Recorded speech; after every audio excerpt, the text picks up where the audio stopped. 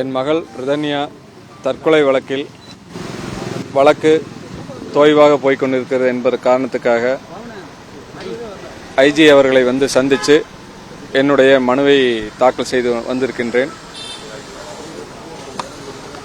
அதாவது சாதாரண தற்கொலை வழக்காகவும் சாதாரண கொடுமை வழக்கு செக்ஷன் மட்டும்தான் போட்டிருக்கிறாங்க.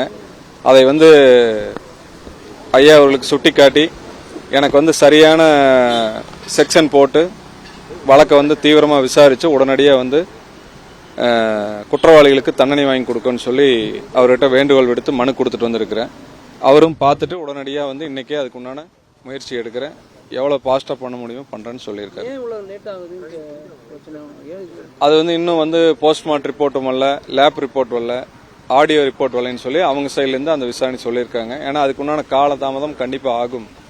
அதுக்கு உண்டான முடிவுகள் ரிசல்ட் வந்தோன்னா நான் கண்டிப்பாக அதுக்கு உண்டான முயற்சி எடுக்குன்னு சொல்லியிருக்காங்க. சம்பந்தப்பட்ட மூவரையுமே கைது பண்ணிட்டாங்க. அதாவது எங்களுக்கு என்ன வழக்கு தோய்வு போறதுனால எங்களுக்கு விசாரணை அதிகாரி மேல ஒரு சில சந்தேகங்கள் வர்றதுக்கு தனி விசாரணை அதிகாரி வேணுங்கிற ஒரு வேண்டுகோளையும் விட்டுருக்கிறோம். வழக்கு சிபிஐக்கு மாற்றோம்னு சொல்லி ஒரு வேண்டுதலையும் வச்சிருக்கிறோம். சந்தேகம் என்னன்னு கேட்டீங்கன்னா, நாங்கள் போஸ்ட்மார்ட்டம் ரிப்போர்ட் நடக்கிற போதே அவர் டிஎஸ்பி அவர்கள் எங்களுக்கு வாக்குறுதி கொடுத்து தான் உடலை நாங்கள் எடுத்துட்டு போய் அடக்கம் இது பண்ணோம். அப்போ என்னன்னா மூவரையும் கம்பல்சரி அரெஸ்ட் பண்ணுறேன்னு சொன்னார். ஆனால் அடுத்த நாள் 30ஆம் தேதி ஈவினிங்குள்ளே கைது பண்ணணும்னு சொன்னார். 29ஆம் தேதியே இருவரை அரெஸ்ட் பண்ணிட்டாங்க. மூவரும் அரெஸ்ட்னு சொல்லி எல்லா செய்திகளையும் வந்தது. நாங்களும் சரி பரவாயில்ல சொன்ன மாதிரி பண்ணிட்டான்னு சந்தோஷப்பட்டோம். அடுத்த நாள் பார்த்தீங்கன்னா இருவர் மட்டுமே கைது. ஒருவர் சொந்த பைண்டிங் ஆர்டருங்கிற இவரோட சிறப்பு அதிகாரத்தை பயன்படுத்தி ஜாமீனில் விட்டதா எங்களுக்கு தெரிய வந்தது. அப்புறம் நாங்கள் போய் விசாரிக்கிற போது அவங்க தலைமறைவாயிட்டாங்க அப்படின்னு சொல்லி ஒரு தகவல் வந்தது. மறுபடியும் ஒரு வாரம் கழிச்சு நாங்கள் நேரடியாக எஸ்பி அவர்களை சந்தித்து மனு கொடுத்துட்டு வெளியில் வர்ற போது பார்த்தீங்கன்னா அவர் உடனடியாக நாங்கள் பண்ணித்தர நேரம் அந்த அன்னைக்கு மாலைக்குள்ளே கைது பண்ணிட்டாங்க. அதனால் ஏன்னா அதாவது எங்களுடைய பொண்ணு இறந்தது 29ஆம் தேதி காலையிலேயே தமிழ்நாடு முழுக்க இருக்கிற அனைத்து தொலைக்காட்சிகளையுமே அந்த ஆடியோ ரிலீஸ் ஆகிருக்கு. பொண்ணை பற்றி எல்லா தகவலும் போயிருக்குது. உரிய மக்கள் எல்லாம் சேர்ந்து போராட்டம் நடத்தியிருக்காங்க போஸ்ட்மார்ட்டம் ரிப்போர்ட்டுக்கு முன்னாடியே. அப்படி இவ்வளவு வழக்கு ஒரு சென்சிட்டிவாக இருக்கிற போது தன்னுடைய தனி பைண்டிங் ஆர்டருங்கிற ஒரு சிறப்பு அதிகாரத்தை பயன்படுத்தி அவரை ஜாமீனில் விட வேண்டிய அவசியம் என்ன அப்படிங்கிறது எங்களுக்கு ஒரு சந்தேகத்துக்குரிய கேள்வியாக இருந்தது. அந்த ஒரு சந்தேகத்தின் அடிப்படையில் எங்களுக்கு நாங்கள் எங்களுக்கு உண்டான விளக்கத்தை ஐஜி கிட்ட சொல்லியிருக்கோம். அவரும் அது பண்ணித்தரேன்னு சொல்லியிருக்காரு. என்ன உறுதி கொடுத்துருக்காங்க சார்? கண்டிப்பாக இந்த லேப் ரிப்போர்ட்டும் ஆடியோ விசாரணை ரிப்போர்ட்டும் வந்தோன்னே நாங்கள் உறுதியாக அதுக்கு உண்டான சட்டப்படி என்ன பண்ண முடியும் பண்ணித்தரேன்னு சொல்லியிருக்காங்க. டைம் சொல்லிங்க. ஏன்னா அவங்க அந்த ரிப்போர்ட் வர்றது எங்கள் கையில் இல்லை. அது தனிப்பட்ட முறை டிபார்ட்மெண்ட்டு அந்த வந்தோடனே எங்கள் சைடில் ஒரு நாள் கூட டிலே ஆகாமல் நாங்கள் சட்டப்படி நடவடிக்கை எடுக்கணும்னு சொல்லி உறுதி கொடுத்துருக்காரு. அதான் அது அந்த ரிப்போர்ட் வந்ததுக்கப்புறம் பார்த்துட்டு சொல்கிறேன்னு சொல்லி உறுதி கொடுத்துருக்காரு. அது கேட்டோம். நான் அது இன்னைக்கெல்லாம் பேசிட்டு உங்களுக்கு 2 நாள்ல தகவல் சொல்றேன்னு சொல்லி தகவல் சொல்லியிருக்கேன். வேற எதுவும் ஆதாரங்கள் இப்போ இவ்வளவு நாள் கழிச்சு நம்ம எதுவும் திரட்டி கொடுத்துருக்க மாட்டோம். ஏன்னா இப்போ 3 தடவை அவங்களுக்கு பெயில் கேன்சல் ஆயிருக்கு. நேற்றுக்கும் அவங்களுக்கு பெயில் கேன்சல் ஆயிருக்கு. ஹைகோர்ட்டுக்கு போறதுக்கு உண்டான நடவடிக்கை எடுக்க போறாங்க அப்படிங்கிற மாதிரி சொல்லியிருக்காங்க. சரிங்க. நீங்க வேற எதுவும் கூடுதல் ஆவணங்கள் எதுவும் கொடுத்துருக்கீங்க? கூடுதல் ஆவணங்கள் எல்லாமே அவங்களே கலெக்ட் பண்ணியிருக்காங்க. அவங்களுக்கே தெரியும். ஏன்னா என்ன கலெக்ட் பண்ணியிருக்காங்கன்னு அவங்க எங்ககிட்டையும் சொல்லலை. ஆனால் அவங்க கண்டிப்பாக கலெக்ட் பண்ணியிருப்பாங்க. ஏன்னா நாங்கள் முதல் நாளே முதல் நாள் ஏன்னா அந்த பெண் இருந்த துக்கத்தில் சில விஷயங்கள் சொல்ல முடியாமல் போயிருக்கலாம், அல்ல தெரியப்படுத்த முடியாமல் போயிருக்கலாம்.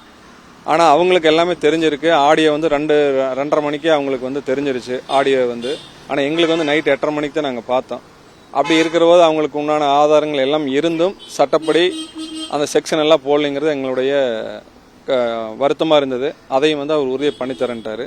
மீதி கேள்விகளுக்கு என்னுடைய ஒன்றை கொடுக்கலைங்க.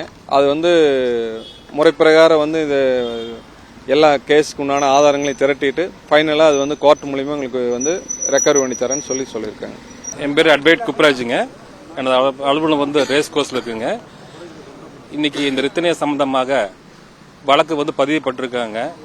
செக்ஷன் 108 பிரகாரமும் செக்ஷன் 85 பிரகாரமும் பிஎன்எஸ் பிரகாரம் போட்டிருக்காங்க. அந்த செக்ஷன் போதாது. ஏன்னா இதில் உமன் ஹராஸ்மெண்ட் ஆக்ட் சேர்த்தவே இல்லைங்க. ப்ரொஹிபிஷன் உமன் ஹராஸ்மெண்ட் ஆக்ட் சேர்த்தவே இல்லைங்க. அது ஏன் பிளஸ் பிஎன்எஸ்ல செக்ஷுவல் ஹராஸ்மெண்ட் ஆக்ஷன் அதுவும் சேர்த்துல வந்துங்க ஐயா. 2 செக்ஷனும் சேர்த்துன்னு சொல்லி தான் நீ மனு கொடுக்க வந்திருக்கு நாங்கள் வந்துங்க. செக்ஷன் பிஎன்எஸ்ல பார்த்தீங்கன்னாக்கா 75, 76, 78 அண்ட் 80, 118, 125 செக்ஷனை சேர்த்தணும்னு சொல்லி தான் இன்னைக்கு மனு கொடுத்துருக்கோம் நாங்கள் வந்ததுல இருந்துங்க. ப்ரொஹிபிஷன் ஆக்டில் வந்து பார்த்தீங்கன்னா 4B உமன் ஹராஸ்மெண்ட் போர்ட்டலில் 4B போட சொல்லி கேட்டிருக்கோம் நாங்கள் வந்தாங்க. ஏன்னா நீங்கள் இந்த 108, 185 ஃபர்ஸ்ட் போட்டுருக்காங்க பார்த்தீங்களா, அது ஈஸியாக பெயில் வந்து நமக்கு ஹைகோர்ட்டில் கிடைக்கிற வாய்ப்பு இருக்குது வந்து. இந்த ஹராஸ்மெண்ட் ஆக்ட் கொண்டு வராத காரணம் வந்துங்க வேணும் காவல்துறை வந்து காலம் தளர்த்திட்டு வராங்க.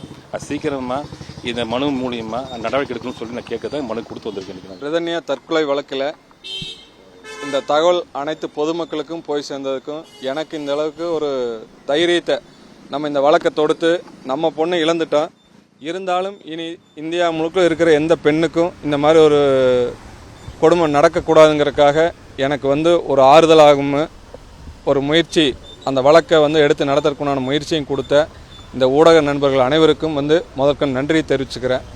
அதே மாதிரி நான் வந்து பெண்ணை இழந்துட்டு எத்தனையோ வருத்தத்தில் இருக்கேன். சரியா, ஏன்னா நான் வந்து ஒரு பேச்சாளர் கிடையாது, நான் ஒரு திட்டமிட்டு பேசுறதுக்கு நான் என்னுடைய உணர்வுகளை தான் பிரதிபலிக்கிறேன். அதில் வந்து என்னுடைய கருத்துக்கள் வந்து தவறாக இருக்குதா ரைட்டாக இருக்குங்கிறதெல்லாம் எனக்கு தெரியல. என்னுடைய உணர்வுகள், என் பெண்ணை இழந்த வழியில் நான் உணர்வுகளை 27 வருஷம் காப்பாற்றின பெண்ணை இழக்கிறதுக்கு நான் மட்டும் இல்லை, எந்த தாய் தகப்பனும் வந்து விரும்ப மாட்டான். அந்த முறையில் தான் வந்து நான் சில பேட்டிகள் கேட்குறாங்க சொல்கிறேன். ஆனால் அதை வந்து சோசியல் மீடியாக்கள் இருக்கிற நண்பர்கள் வந்து தவறாக சித்தரித்து போகிறது எனக்கு வந்து என் பெண்ணை இழந்ததை விட மிகப்பெரிய வருத்தமாக எனக்கு இருக்குது. உங்கள் வீட்டில் ஒரு தங்கச்சிக்கோ அக்காவுக்கோ பொண்ணுக்கோ நடந்திருந்தால் இப்படி வந்து அதை வந்து சோசியல் மீடியாவில் தவறான கருத்துக்களை பதிவிடுங்களான்னு கொஞ்சம் யோசித்து சரியான தகவலை மக்களுக்கு செலுத்தி என்னுடைய பெண்ணுக்கு இல்லை, இனி உங்கள் வீட்டில் எதிர்காலத்தில் இருக்கிற எந்த பெண்ணுக்கும் இந்த மாதிரி ஒரு கொடுமை நடக்கக்கூடாதுங்கிற நீதி கேட்டு அந்த நீதி கிடைக்கிறதுக்கு உண்டான நல்ல தகவல்களை பரிமாறி எனக்கு ஆதரவு அளிக்குமாறு தாழ்மையுடன் வேண்டி விரும்பி கேட்டுக்கிறேன்.